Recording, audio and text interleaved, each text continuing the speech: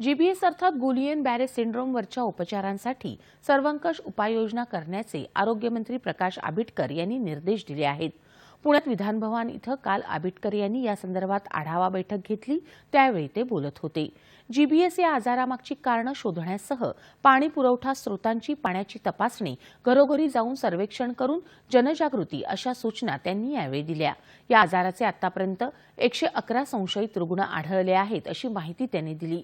डॉक्टरांच्या तज्ज्ञ समितीचा अहवाल 2 दिवसात प्राप्त होईल, त्यानुसार पुणे महानगरपालिका आणि सार्वजनिक आरोग्य विभागाच्या वतीनं पुढची कार्यवाही करण्यात येईल असं आबिटकर यांनी सांगितलं।